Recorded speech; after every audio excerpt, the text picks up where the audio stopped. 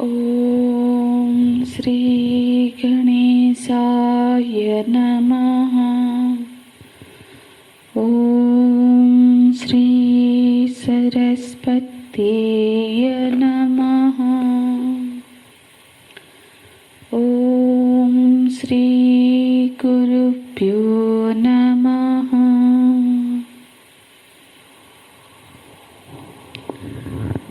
श्लोक नंबर 25, 26 और 27 का पाठ करेंगे।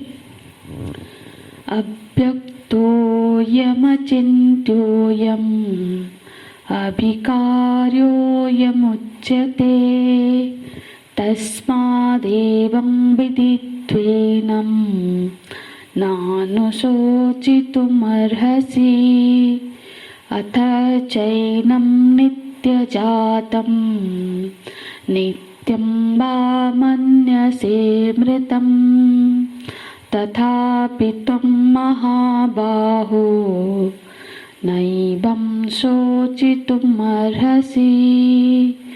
जातस्य हि ध्रुवो मृत्युः ध्रुवं जन्म मृतस्य च तस्मादपरिहार्यार्थे न त्वं शोचितुमर्हसि। न त्वं शोचितुमर्हसि।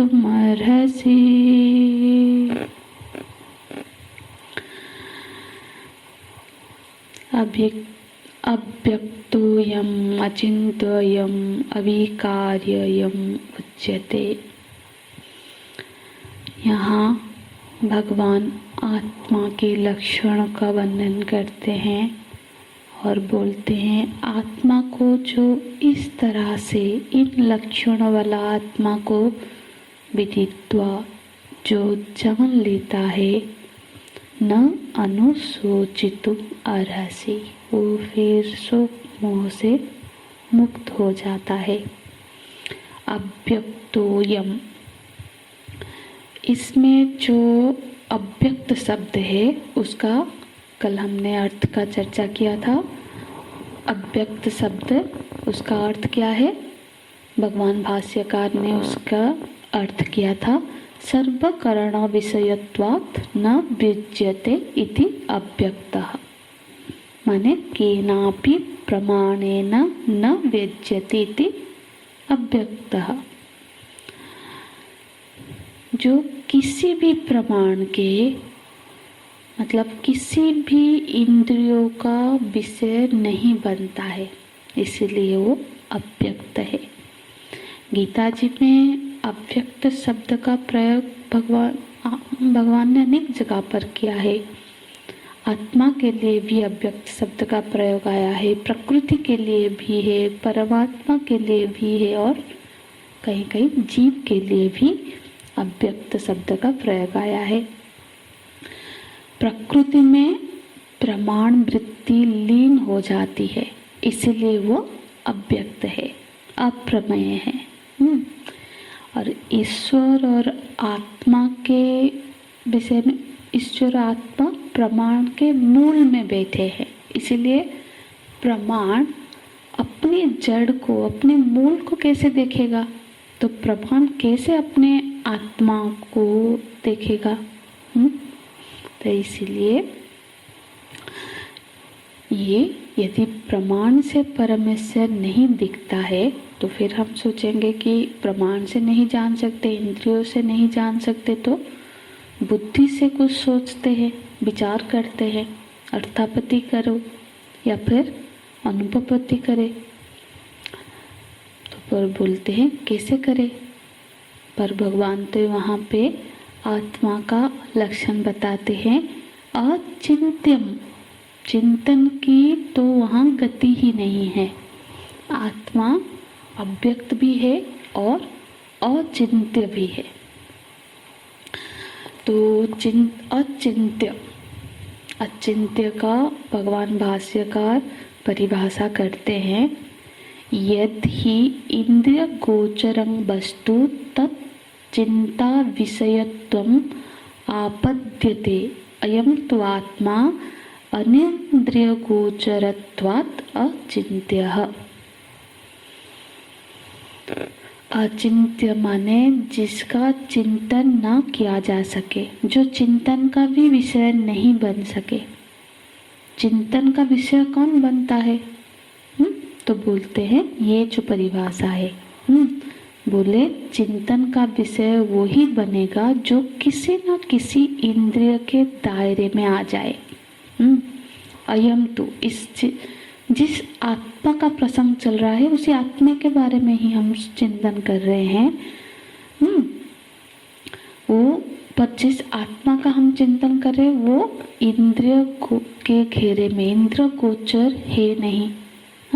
तस्मात् अचिंत्य, तो चिंतन उसी का हो सकता है जो इंद्रिय के गोचर में आ जाए, इंद्रिय का विषय बन जाए, उसके दायरे में आए। और आत्मा वस्तु इंद्रिय के दायरे में इंद्रिय गोचर नहीं है, तस्मात् अचिंत्य, इसलिए वो अचिंत्य है। जैसे कि हमारे चिंतन के लिए यदि कोई बोले हमको कि किसी ऐसे व्यक्ति का आप चिंतन करो, सोचो,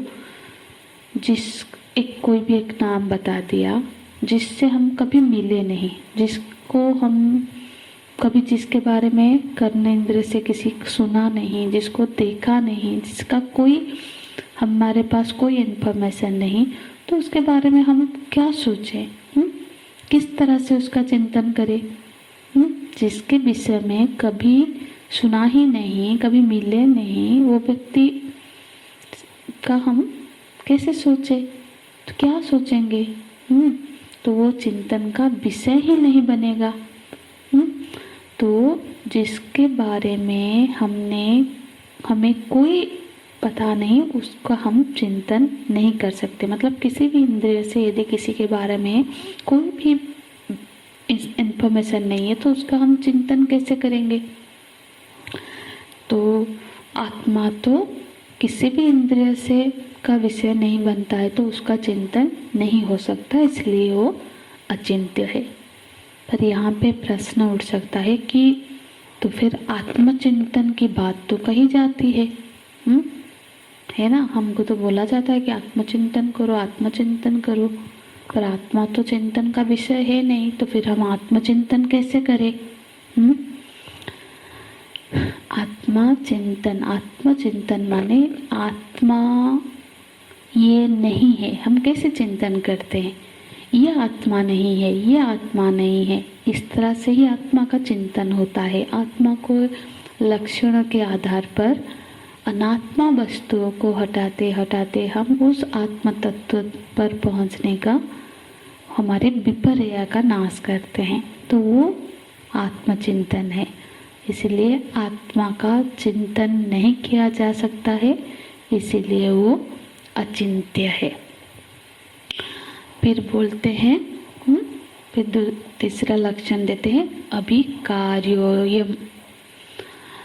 आत्मा अभिकारी है, मतलब जो विकार जिसमें नहीं हो सकता है, ना प्रकृत विकार, ना बोध विकार, ना मानस विकार, ना प्राण विकार, ना शरीर विकार। मतलब विकार तो इन विकार तो आत्मा तक पहुंचता ही नहीं है, है ना? ये 25वां श्लोक इस विचार श्रृंखला का निगमन है। हमने अभिकार्यत्व के बारे में बहुत अभी चिंतन हुआ है 23वें और 24वें श्लोक में। तो इससे आत्म तत्व का हम जो विकार रहित है, जिसमें कोई विकार संभव ही नहीं है, तो ऐसे जो आत्म तत्व है, जो अव्यक्त है, अचिंत्य है, अभिकार्य है, इस रूप में जिसका आत्मा को जिसने जान लिया, विदित्वा, एनं विदित्वा, तो उससे फल क्या होता है? न अनुशोचितुम अर्हसि। मानो ऐसा नहीं कि जान लिया, ज्ञात्वा कृत्वा प्राप्य, ऐसे होता है। ऐसे कि पहले मानो कि पहले जाना, फिर किया, फिर पाया, फिर मतलब जाना, फिर शोक नहीं करना है ऐसा होगा। पर विदित्वा और न अनुशोचितुम अर्हसि, यहाँ पे ये दोनों ही युगपद है, मतलब जानना और शोक रहित होना एक साथ ही घटेगा। जानना और जानने मात्र से ही शोक रहित हो जाना, यही पराविद्या है। और अपराविद्या का फर्क क्या होता है? जैसे कि धर्म अपराविद्या है। ये तो हम उपनिषद में, यदि प्रभु कृपा से कभी उपनिषद अध्ययन का मौका मिला तो उसमें हम पराविद्या अपराविद्या का चर्चा करेंगे। पराविद्या में ऐसा है कि जाना, ये युगपद है, विदित्वा और शोक मोह से रहित, एक ही साथ घटेगा। पर जो अपरा विद्या होता है, जैसे धर्म के बारे में हमने जाना, पढ़ा, सीखा, फिर उसका अनुष्ठान किया, फिर जाके मतलब ये अनुष्ठान सापेक्ष हो गया। पहले यज्ञ को जाना, फिर करा, फिर उसका फल प्राप्त होगा। उपासना को जाना, फिर उपासना किया, फिर फल को पाया। योग अभ्यास को जाना, फिर करा, फिर फल को पाया, है ना। सिर्फ जान लिया यज्ञ कैसा होता है तो थोड़ी ना फल प्रकट होगा, हमको यज्ञ का कर्म करना पड़ता है। तो ये अपरा विद्या है। पर जो ब्रह्म विद्या है, जो इसको हम पराविद्या कहते हैं, वो केवल ज्ञान मात्र से ही चरितार्थ हो जाता है। मतलब ज्ञान जान लिया, मतलब अज्ञान मिट गया और फल घटित हो गया। तो यहाँ पे भगवान यहाँ फल श्रुति करते हैं, विदित्वा न अनुशोचितुम अर्हसि। आत्म तत्व को, इन लक्षण वाले आत्म तत्व को जान लेने पर न अनुशोचितुम अर्हसि, वो शोक रहित हो जाता है। तो फिर यहाँ एक विचार की समाप्ति होती है, फिर अगले श्लोक से एक दूसरा विचार प्रारंभ होता है। इसे कह सकते हैं कि 11वें श्लोक से 25वें श्लोक तक भगवान अपना उपदेश, बिल्कुल मूल जो उपदेश है भगवान का, वो कर लेते हैं। भगवान ये चाहते हैं कि हमें ये बताना चाह रहे हैं कि ऐसे रूप में तुम अपने आप को देखो, मानो कि भगवान अर्जुन जी से पूछ रहे हैं कि अर्जुन, क्या तुम अपने आप को इस रूप में अव्यक्त चिंत्य विकार्यत्व के रूप में जान पा रहे हो? यदि नहीं तो फिर वह आगे का श्लोक बताते हैं, अथ चैनम नित्य जातम नित्यं वा मन्यसे मृतम।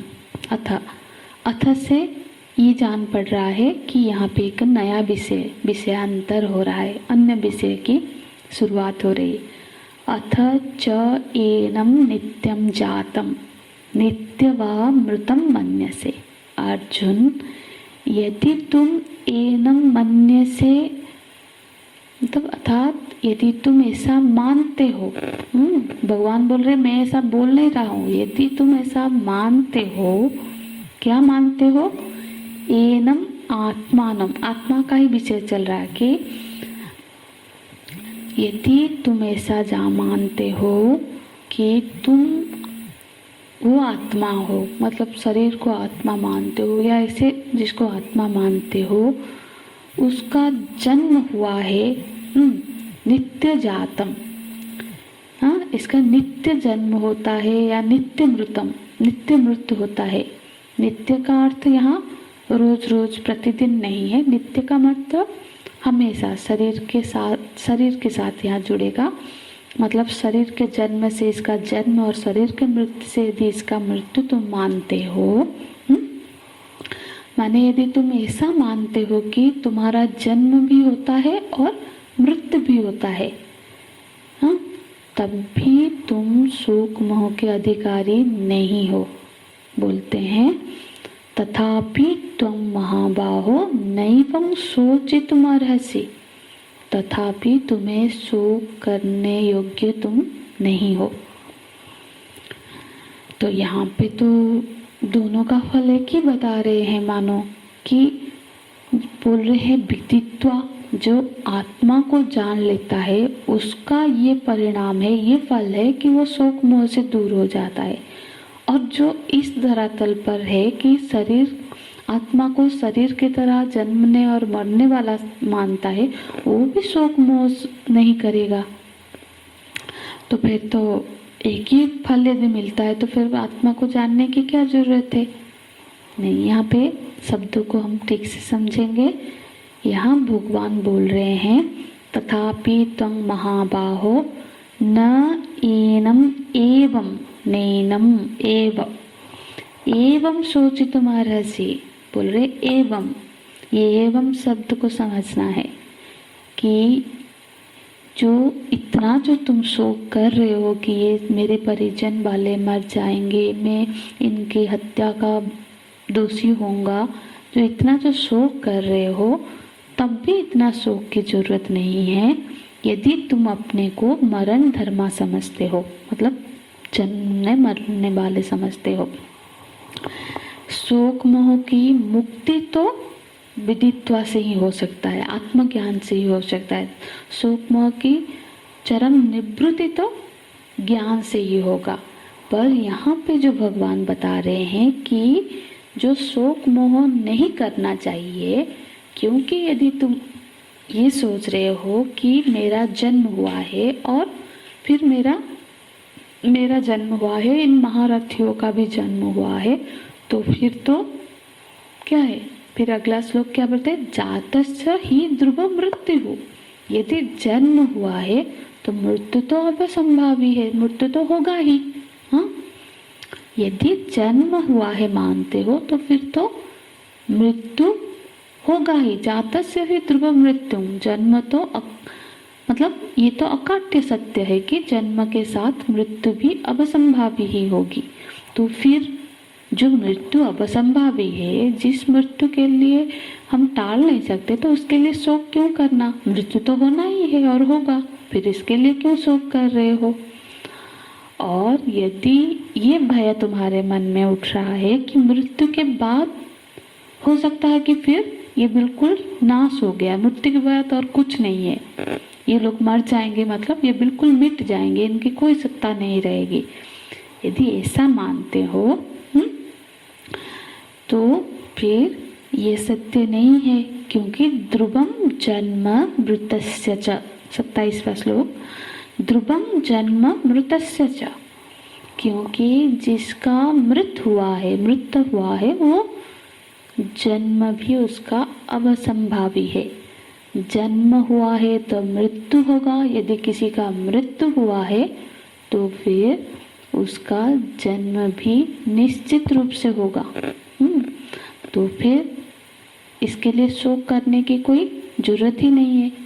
इसका मतलब ये हुआ कि किसी का भी आत्यंतिक नाश नहीं होता है। जन्म मरने वाला मानने पर भी उस धरातल पर भी आत्यंतिक नाश की संभावना नहीं है, तो फिर शोक की बात ही कहाँ है। तस्मात् अपरिहार्ये न तम शोचितुम अर्हसि। जबकि इस जन्म के बाद मृत्यु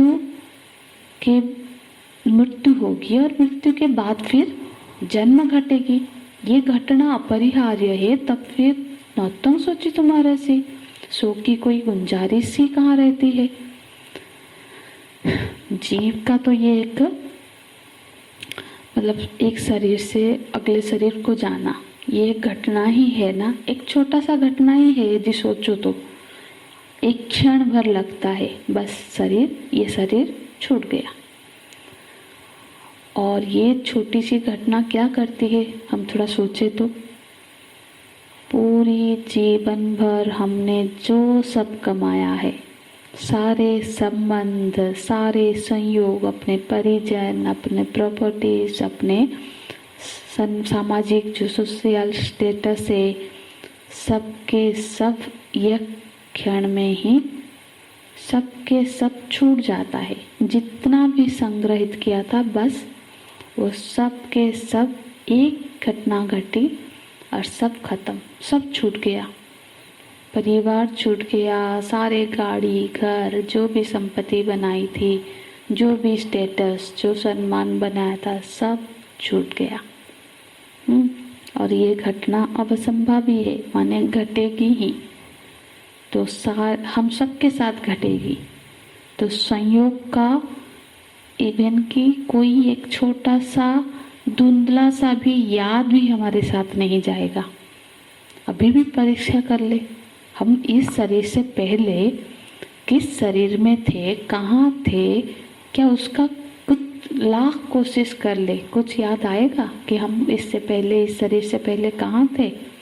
इसी तरह से इस शरीर छूट जाएगा तो इसका कोई याद हमारे साथ भी नहीं जाएगा कि हम कितने अमीर थे, किसको क्या धन दिया है, कितना दान किया, कुछ हमारे साथ याद नहीं जाएगा। तो यही सत्य है।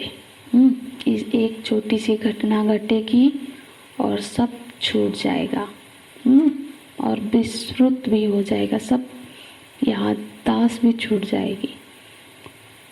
मन फूला फूला जाए कैसा नाता रे, कबीर जी कहते हैं कि ये संसार तो यही है कि हम मैं ये हूँ, मैं वो हूँ, मेरे इतने लोग हैं, मेरे ऐसे बच्चे हैं, ये जो मन में फूला फूला जाता है तो ये सब कैसे नाते हैं जो कि एक क्षण भर में सब छूट जाने वाला है।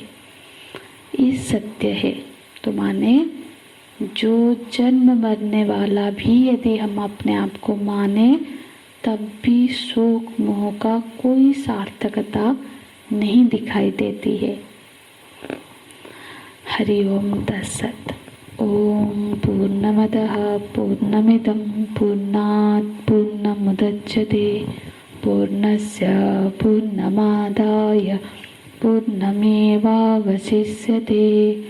ओम शांति शांति शांतिः।